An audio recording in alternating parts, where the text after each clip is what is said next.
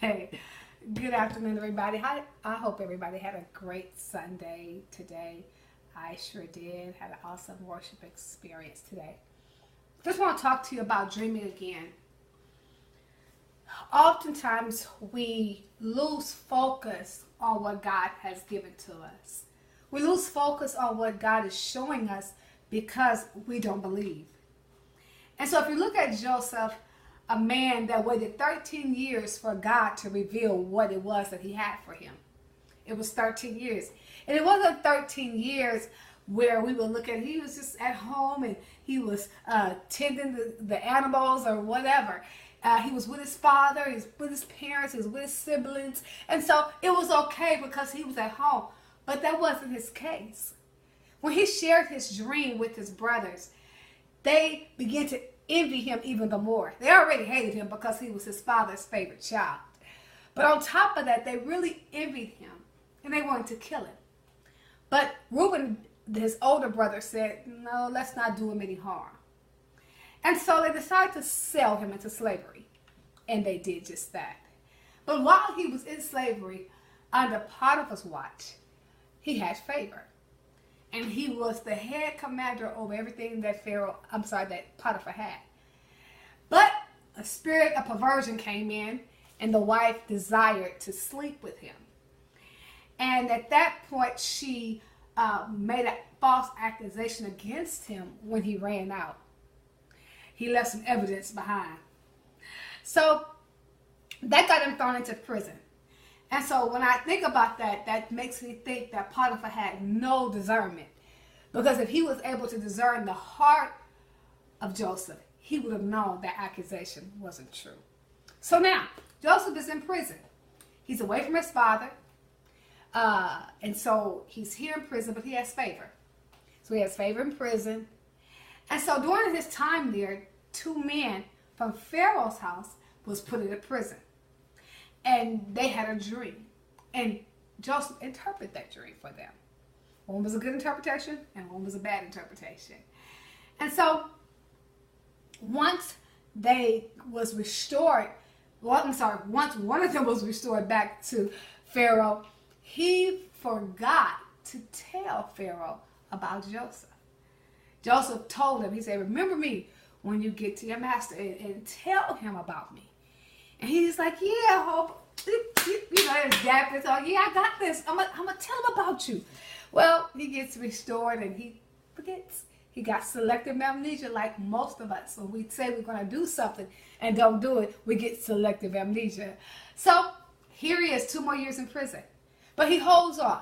He holds on to the dream. He holds on to faith. He holds on to what God showed him. And so because he knew it hadn't manifested yet, he didn't give up. And some of us, we give up before we see manifestation. Because it doesn't happen when we want it to happen. It doesn't happen when we think it's going to happen. So we give up. We lose heart. We faint. But he didn't do that. And so God gave Pharaoh a dream. And no one could interpret that dream. So the baker remembered.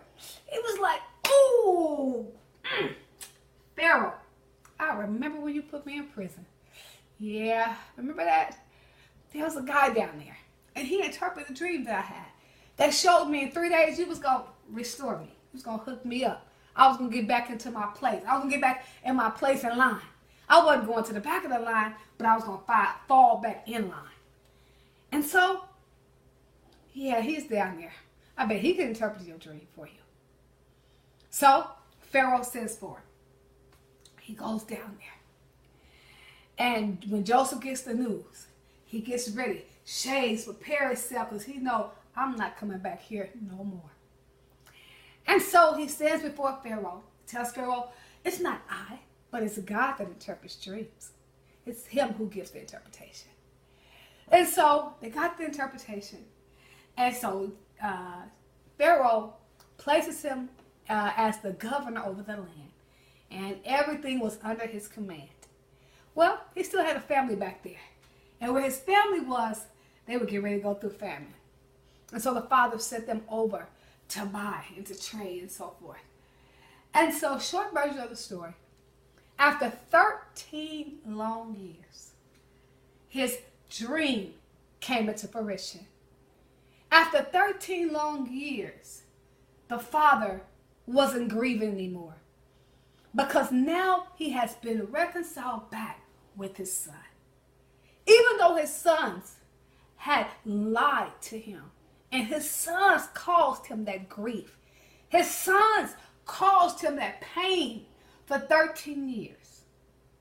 But at the end of the day, this family was reconciled and they came back together. And they were together and there was no bitterness, there was no anger because they walked in total forgiveness. And Joseph knew that God had done what he said he was going to do. He didn't give up. So don't you give up. Continue to hold on to the word of God. Continue to hold on to your dream. Believe that God is going to do it. Believe that God is going to open that door. Believe that God is going to make that way for you. Believe it with no sense realm evidence. No matter what you have to face, no matter what you go through, just remember that God is not a man and he cannot lie. God bless you. Bye-bye.